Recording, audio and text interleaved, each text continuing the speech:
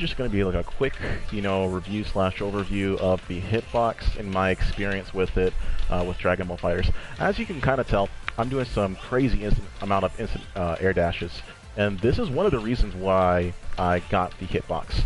So, a little bit of a backstory. I have quite a few arcade sticks. Actually, let me grab them. Well, I'm gonna grab one of them. I'll be right back.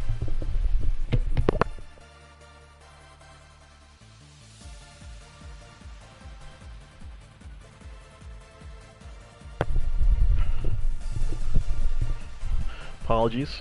So, just wanted to show you guys this arcade stick.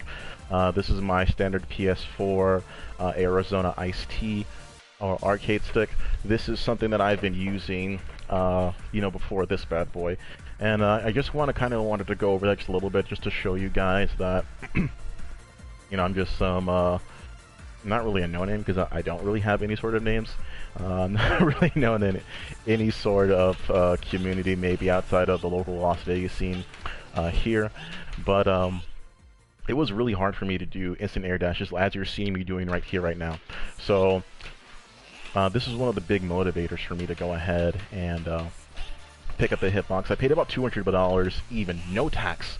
So if you live in Las Vegas and you want to, and you want to go ahead and pick this up, you can pick it up $200 tax-free over at the guys at PSG, and that's over off of Eastern and I want to say Eastern and Flamingo. No, it's not there. Okay, don't listen to me. Just type in PSG Las Vegas for the actual address. I do apologize over at the guys at PSG because I think it's really awesome what they're doing, because they literally help out Dustin with this. They make no royalties off this, and once I found out that Hitbox was local to Vegas, I felt a lot better about purchasing the product, because I've never once dealt with that kind of I don't even know what the word I'm looking for as far as that, but I never really dealt with that type of locale as far as when our products are being made. So I know the product itself is not being made here, but this is a very sturdy piece of hardware. This is the Hitbox in its full glory. I do apologize about the lighting. I'm trying to get it as natural lighting as possible, but this is, this is my controller of choice for fighting games now. Really? There are some fighting games where I'll actually prefer like an actual controller. So like Mortal Kombat XL, I will always play controller on that. It's just, that's a game that's meant for a controller. You use literally every button on the device. But getting back to this device in particular, and why I feel like it's such a big deal to play with a much better input device, whether that's a controller for you, arcade stick. For me, it's the Hitbox. I was originally going to use a keyboard for my arcade, needs, but it didn't look like that was going to be, a possibility, simply because it's just not a device that is really legal in most tournaments. So my biggest things is, hey, I want to get serious about competitive fighting games. I want a controller that's going to work. So the Mixbox itself, it's a device that uses Cherry MX switches or WASD for left, down, right, up for your movement, which is fine. I was completely okay with using something like that. I wanted to go ahead and use a device that I felt most comfortable with, something that I can go ahead and perform my best, and I felt like the keyboard was the perfect device. But with the Mixbox in particular, they had an issue to where on the PS Pros and other PS4s, it works differently. And what I mean by that is that it doesn't work the way it's intended. Sometimes it won't work at all. It will just simply either not work at all, it'll just power off, it'll be completely unfunctional. With the PS4 Pro, I heard you have to go ahead and use the back USB port for it to work, and as you know, most of these devices are played off PS4 Slims, standard PS4s, not PS4 Pros. So on the standard PS4, it's not an issue. On the PS4 Slim, it's an issue if you're using more than one, which I don't think you're ever going to run into that, but like, I don't want to buy an input device that already has so many flaws, at the get-go. So I then decided that I was just going to go ahead and go full force and learn the hitbox. Took me a while to get used to this, and for those of you guys that are looking at the hitbox, which is probably all 9 of you, looking at the hitbox, and probably already know what this is, but for people who actually don't, this is the jump button. So I'm used to having the jump button as up, so that's kind of why I wanted to go with a WASD layout. So W is up here, you know, and then this is ASD. But that's not the case. It's down here. This is like the W or the up. So that took me a while to get used to. And I had a really big problem with this, you know, being here and this being so clumped together. As I started playing, I'm like, okay, this feels right. I don't feel, you know, as exhausted anymore.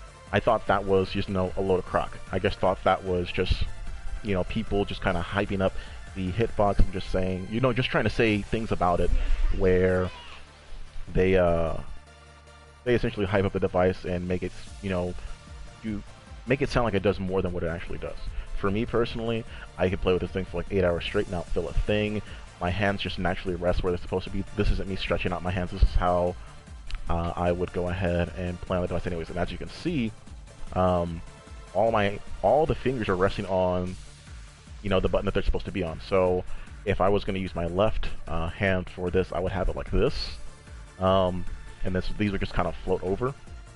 But I didn't like my hand doing this because for me, I have big hands, so I decided to do this. So if I angle it appropriately, and that's why it's angled this way, so that you can go ahead and get the most. Now, if you want to use the other side, you could totally do that, but I personally don't. I find it way more comfortable for this. And then it took me a while to get used to doing like stuff like this, because normally on an arcade stick, you know, I would use this, but this wasn't here, so I didn't want to accidentally press it or anything like that. So I know I'm saying a whole lot, and I'm just trying to give a clear and concise review on the hitbox itself. And my personal belief on the hitbox, especially for a game like this, for a game that doesn't have any sort of button dashing, and what that is, you just press, you know, a series of buttons, and it will go ahead and propel you forward, like a dash, like that. The issue is that ArcSys games, is this ArcSys game? I can't remember.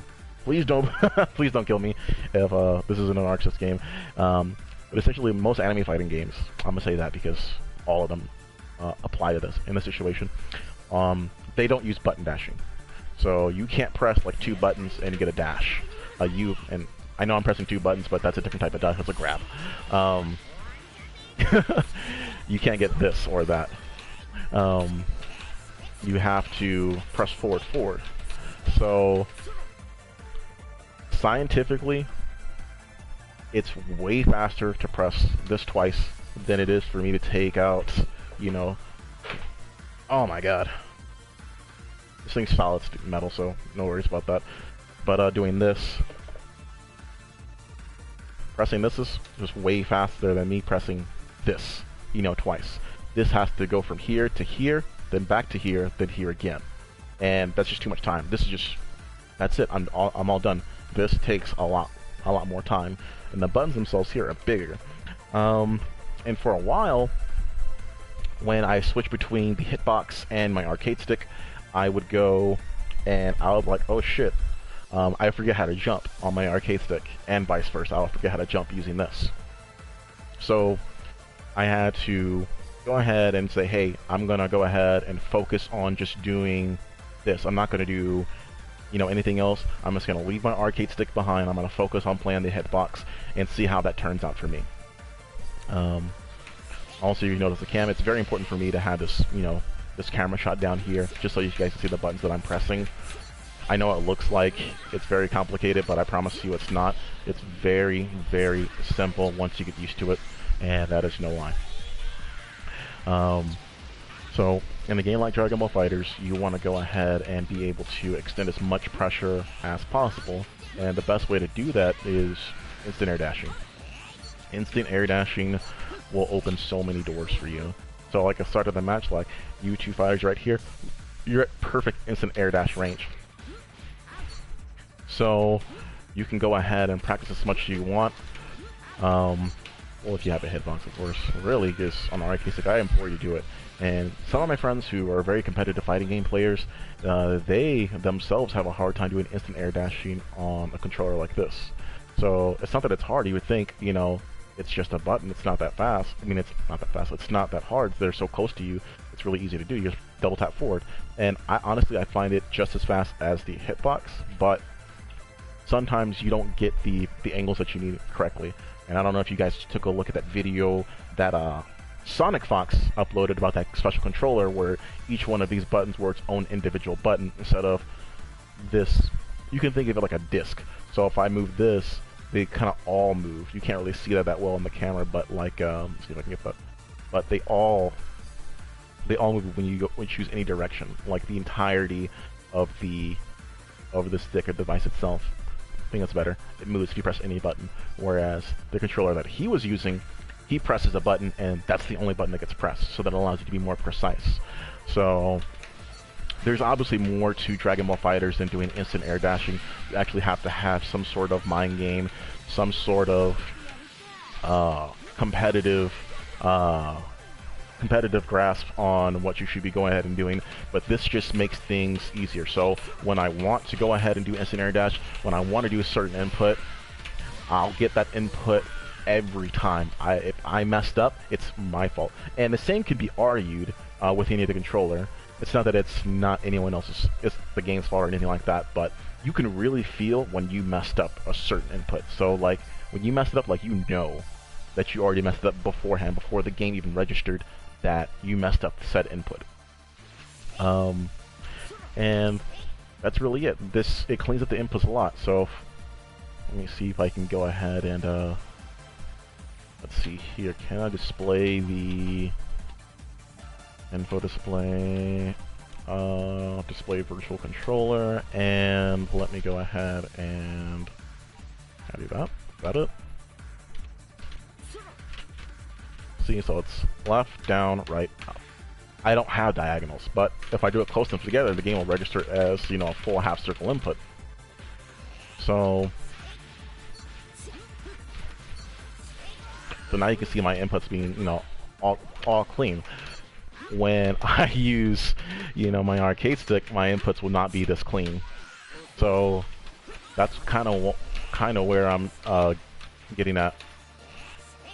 Some of these inputs are ugly, but for the most part, they're exactly the same. I'll do like a perfect circle, even though all I'm pressing is up, forward, and then heavy. That's all I'm doing. Up, forward, forward, heavy. Up, forward, forward, heavy. Up, forward, forward, heavy. That's all I'm doing. Let me go turn this off, because that's kind of annoying. Info display settings, turn that off. I guess I can leave this on, but I'll turn this off.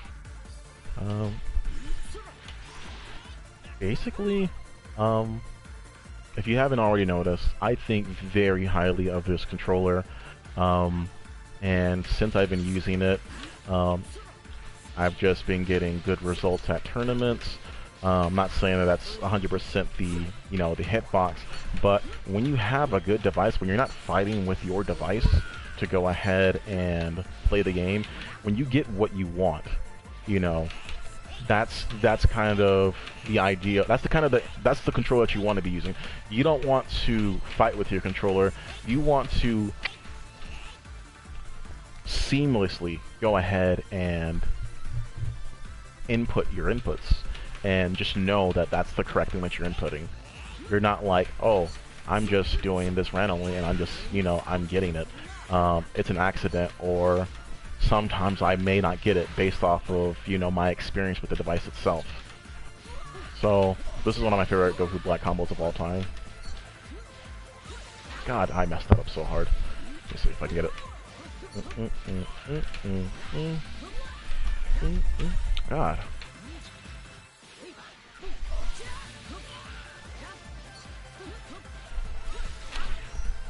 Oh, I forgot the fireball. I apologize. I'm on the spot. That's why I'm messing up so much.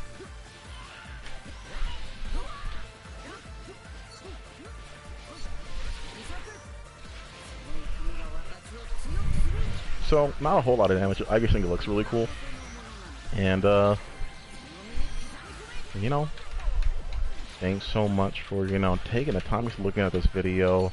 I'm gonna play some more Dragon Ball FighterZ. This is just my straight shot honest review about the whole product itself. I thank you guys so much for watching this. I appreciate everything that you guys done for me, and I do apologize about the, you know, the video quality because it's not its best. I don't have a capture card just yet, and I'm kind of working on that. But thanks for tuning in, and thanks for watching the channel, guys. Take care. Have a great day.